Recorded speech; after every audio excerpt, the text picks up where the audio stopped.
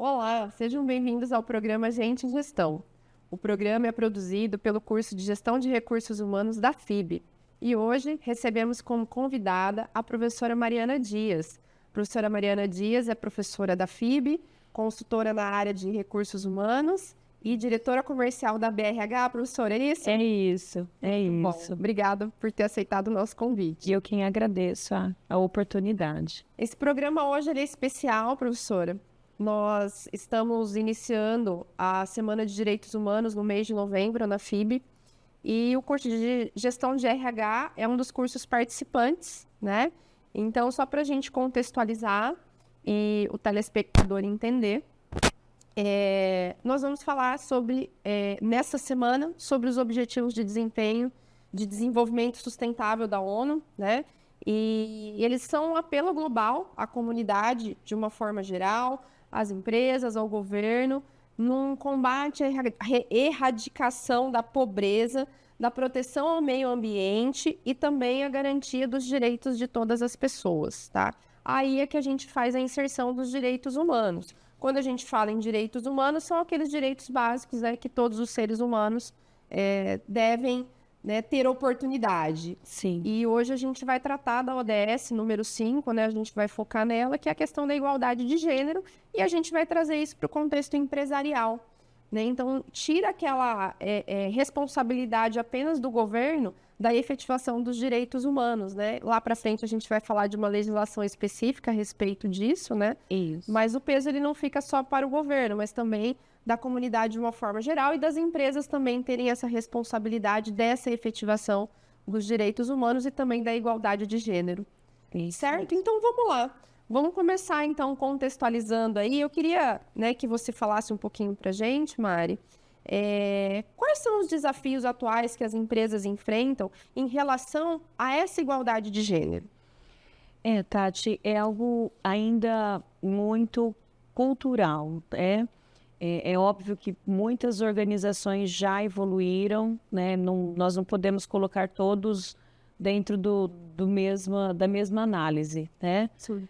Algumas já desenvolveram essa questão de olhar para a igualdade de gênero, a equidade, a diversidade, a inclusão. Isso, inclusive, faz parte da conduta da liderança, do alto escalão para os colaboradores e vice-versa, em todos os níveis. Porém, ainda a gente não pode viver num mundo à parte e achar que tudo é perfeito. Não, ainda temos empresas, existem organizações que têm isso muito enraizado na cultura da empresa. E acaba sendo um assunto delicado, né? Delicado, ainda é um assunto delicado. Por exemplo, eu vejo maior num contexto, se nós podemos trazer a indústria. Ela tem um contexto que talvez tenha algumas, não todas, mas ainda temos algumas que caminham para uma consciência cada vez assim, que possa expandir esse assunto, né? Então, não podemos generalizar, mas sim também existem aquelas que requerem mais atenção no assunto. Na verdade, também existem alguns trabalhos que pela anatomia da mulher, né, dificultam um pouco mais. Exato, né? Até quando nós, do especialista de RH, que você faz uma consultoria hoje, você olha para o negócio, você não está só na mesa do RH, você participa da estratégia, né? Diretamente olhando como melhorar faturamento, como reduzir custos. Hoje o profissional de RH, ele não olha só para a caixinha dele, né? Ele participa dessa estratégia. Então, quando olha para essa questão, nós ainda temos esse desafio, né, de cultura e realmente de você ajustar tudo isso, né? Eu acredito também que dependendo da vaga que chega para vocês trabalharem enquanto RH, né, deve vir alguns posicionamentos relacionados à vaga, relacionados para o sexo masculino. E até você percebe que existe coerência, porque algumas posições fisicamente, dependendo como for, porque também tem mulheres hoje que têm uma estrutura, por exemplo, física, que pode comportar aquela posição. Sim. Então, você tem que estar aberto para isso, né? Mas existem ainda algumas posições que realmente é um trabalho de mais esforço físico e até quando você faz uma observação, por exemplo, da descrição de cargo. Por mais que você tenha ali a sua descrição, o seu formulário, e você vai em loco, porque a grande questão é a gente sempre acompanhar isso no campo, não ficar na mesa também administrando de longe, né? A gente tem esse olhar do campo, então você percebe mesmo que é impossível, às vezes, uma mulher fazer uma determinada atividade, é até desumano. Sim. Cada Porém, caso é um caso, né? exato.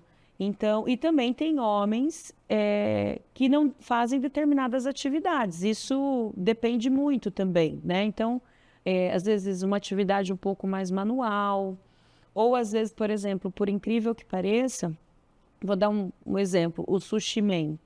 Por que que é sushi man? Porque a temperatura da mão da mulher é mais quente. Então, o prato não fica tão legal. Então, Tem assim, uma explicação tem até uma científica, né? explicação, né? Então, é por isso que a gente tem que ter muito cuidado em não generalizar e não, né, colocar todos aí na mesma análise com Legal. relação a isso. E nesse contexto, né, de analisar as particularidades, né, cada caso de fato é um caso, você acha que existem políticas que podem ajudar na efetivação, na implementação dessa igualdade dentro da empresa? Sim, sempre quando nós vamos para uma empresa, é o que eu comento, principalmente na disciplina de consultoria, né, de RH. Você utiliza os princípios do direito humano, né? E existe um princípio específico do trabalho. Então, existe uma série de princípios ali do direito do trabalho.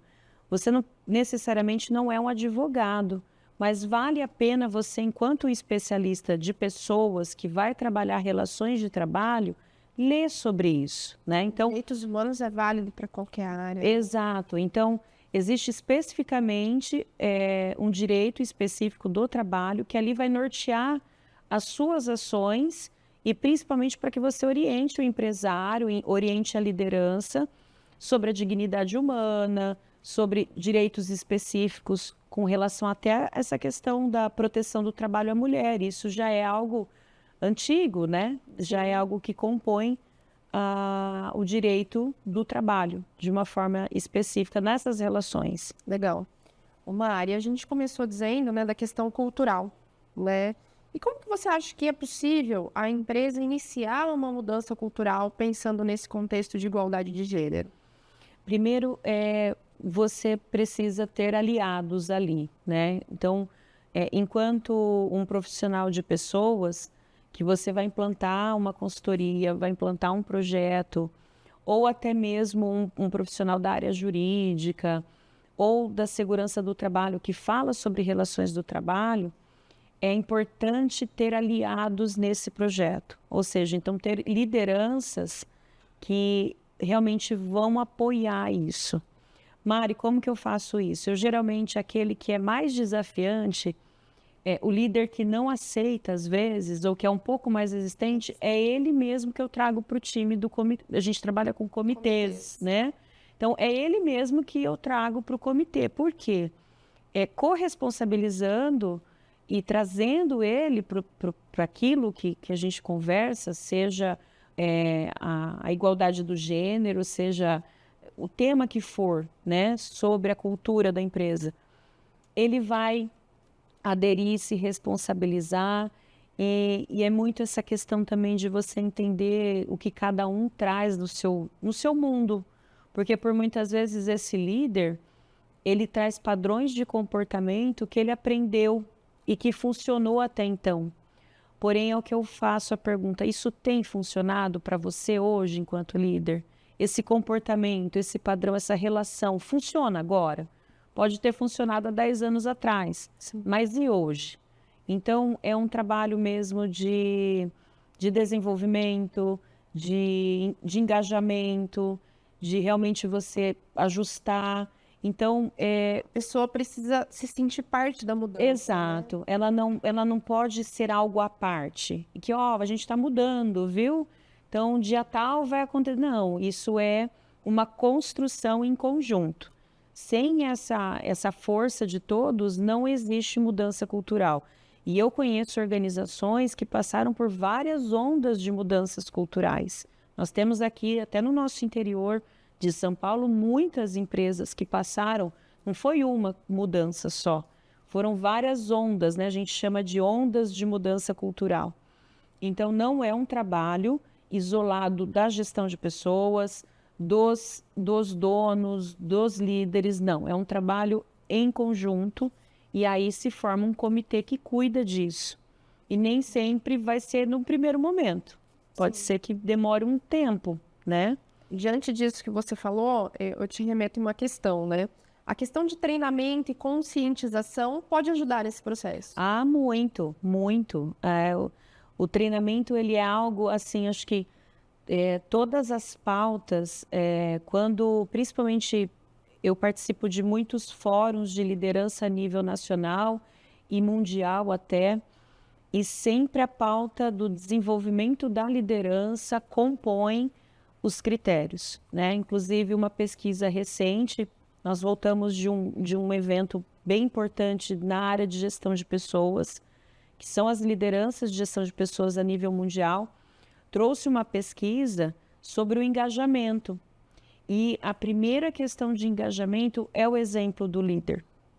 Então, o líder, ele continua sendo a pessoa mais importante, o treinamento é contínuo, trabalhar os nossos pontos de vista, até enquanto RH, porque às vezes funcionou o RH de um jeito e não funciona mais. Exato. O mundo mudou muito, né? Então, assim, isso é constante. Então, esse ponto de vista, ele colabora ou ele me limita?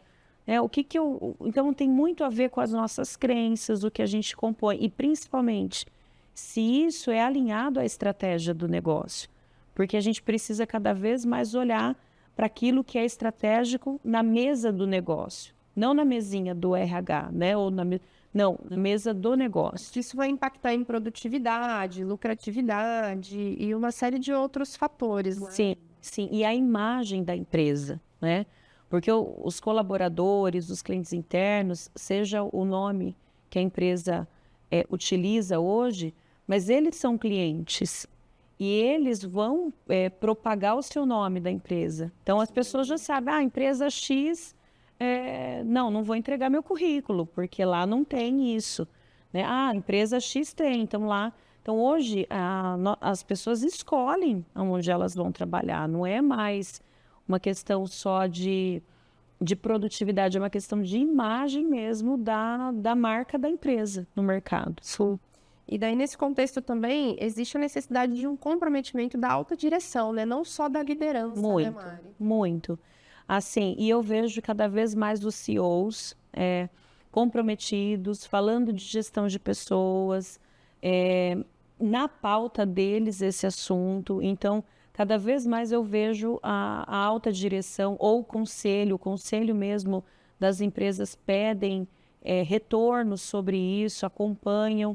Então, quando você vai, um líder de RH, né, um diretor, vai apresentar para um conselho esses indicadores, isso é do interesse deles, porque hoje eles sabem da importância, do quanto isso impacta no nome da empresa, da família, enfim. Então, é algo...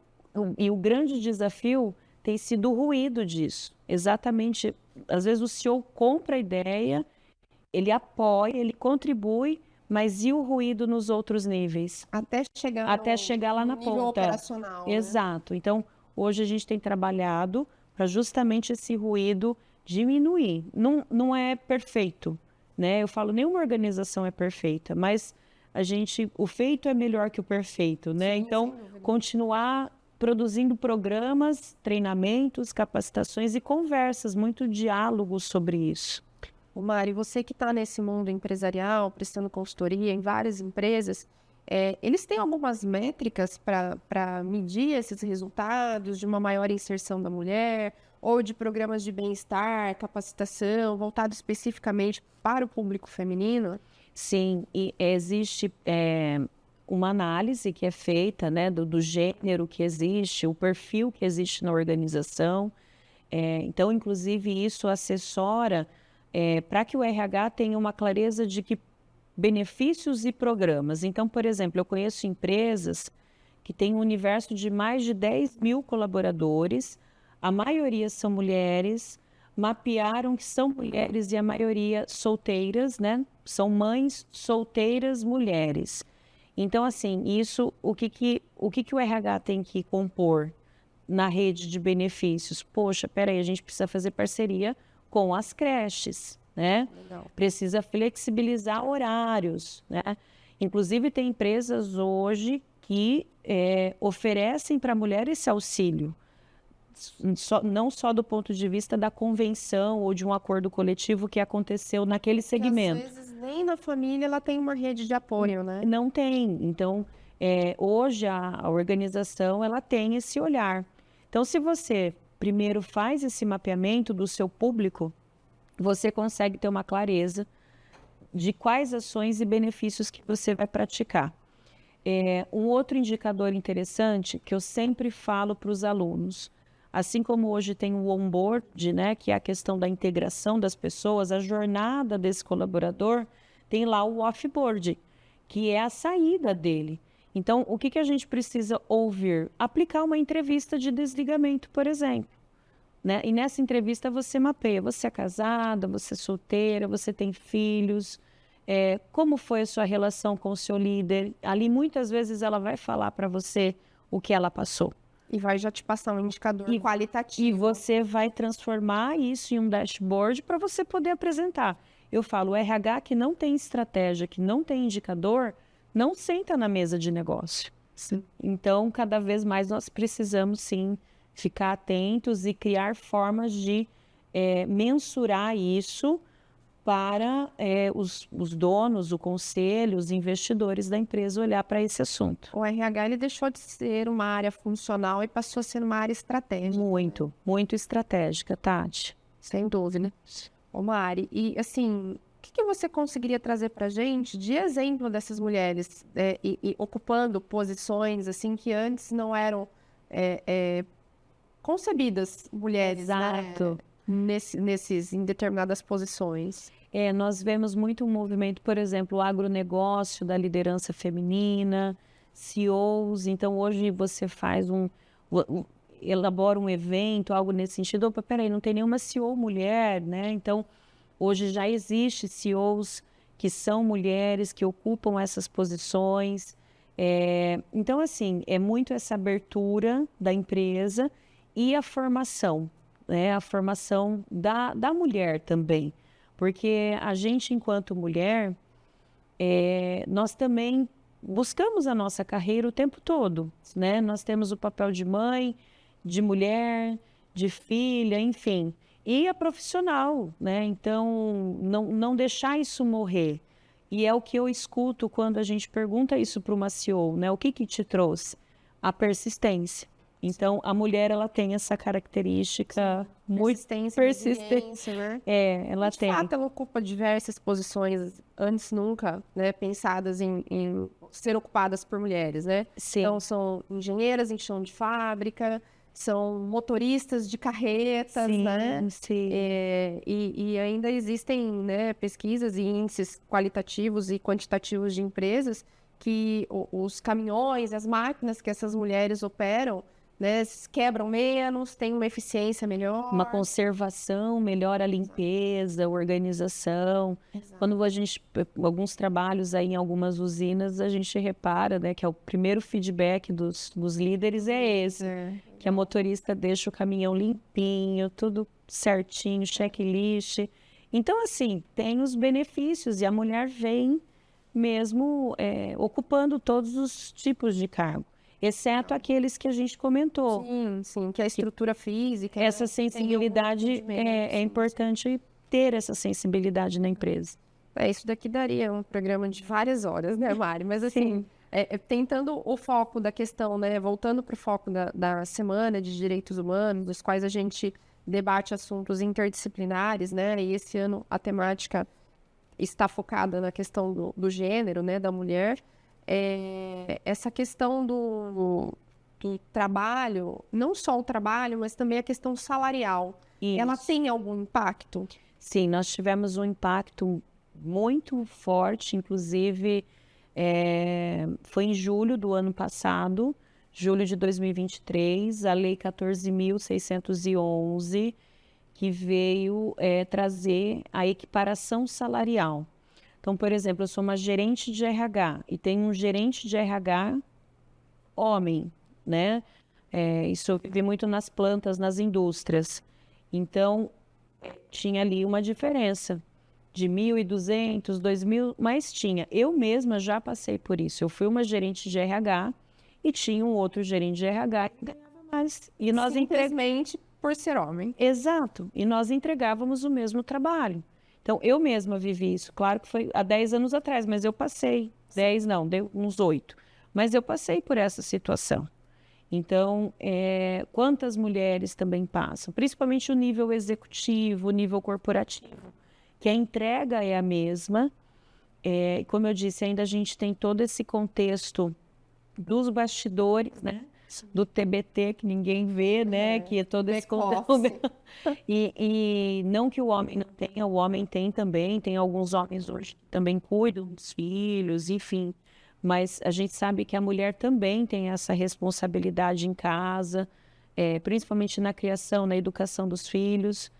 E aí você vê essa diferença. Então, não. Desde julho do ano passado, as empresas que não se adequaram estão sendo autuadas, inclusive. Eu vi TACs, né, termos de assédio de conduta, sendo aplicados até que isso foi realmente efetivamente regularizado os salários. Isso vem acontecendo. Entra bem na questão do contexto que a gente iniciou o programa, né, dizendo que a efetivação dos direitos, ela sempre vem em garantia o Estado, né, sendo o maior garantidor desses direitos, né? Sim. Mas o Estado promulgando uma lei, né, nesse contexto, né, também mostra para as empresas o papel delas, né, nessa efetiva garantia dos direitos, né, de igualdade salarial, igualdade de gênero, porque realmente a gente, como você disse, né, as mulheres elas têm obrigações por diversas vezes, né, muito maiores com os filhos, né, e isso às vezes vai demandar saídas da empresa, né, em horários mais diversos, né. Mas isso não impacta que ela não vai entregar. Exatamente. Ao contrário, existem pesquisas do quanto a mulher se dedica, né? Principalmente com a maternidade, depois dessa maternidade, e até por um conhecimento empírico mesmo da prática, você vê o quanto isso acontece, o quanto a mulher se responsabiliza. Então, assim, era um princípio de direito específico do trabalho, de proteção à mulher, isso existe há muito tempo, né, que tem todas as garantias, e a lei veio para, peraí, se ela entrega o mesmo, vamos equiparar o salário. Então, lei 14.611, em julho do ano passado. Muito legal. Já estamos encaminhando para o fim do programa, né? Então, eu queria que você deixasse uma mensagem aí para a nossa semana, né, especificamente voltada aí para o público de RH. Como que o RH pode contribuir, né, na garantia dos direitos humanos e especialmente do direito das mulheres? Sim, o RH ele é um grande transformador e ele realmente tem que ter esse papel, assumir esse papel de protagonista, não ficar fechado no seu departamento, na sua caixinha, ou ser um RH reativo, né? Então, vem a demanda e aí que a gente ajusta. Não, você, enquanto RH, deve sim entender sobre o direito do trabalho, ler sobre isso, ficar atento sobre as legislações específicas, inclusive que vai desde essa questão da equiparação salarial até agora a lei de saúde mental, que inclusive um dos índices ali de adoção envolve campanhas específicas para mulheres. Então, também compõe, e não é só você ficar ali reativo, esperando acontecer, mas sim ser uma pessoa, um multiplicador, um transformador, e isso exige coragem. Então, a minha maior mensagem é isso: persista, tenha coragem, vale a pena, e sim, nós podemos mudar a vida de muitas pessoas, muitas mães, muitas mulheres e muitos homens também. Essa Que é a mensagem. questão da família, né? Com Se certeza. todos os membros da família estão bem, a família está Tudo bem, né? é um impacto muito grande, Tati. Muito bom.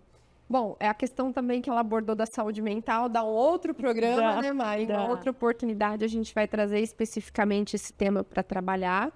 Mas nesse momento eu gostaria muito de agradecer, né, você ter aceito o convite para a gente trabalhar esse tema aqui nessa semana tão importante, né, de conscientização de direitos humanos, que acontece aqui na FIB já pelo 5º ano consecutivo, né? Tá bom. E dizer que o programa está aberto aí para novas oportunidades, novos temas, e que você volte mais vezes aí para trabalhar conosco. Tá bom, Tati. Muito obrigada. Eu que agradeço o espaço e a oportunidade. Obrigada, Mari. Bom, pessoal, é isso. Encerramos então o programa Gente e Gestão. Até a próxima.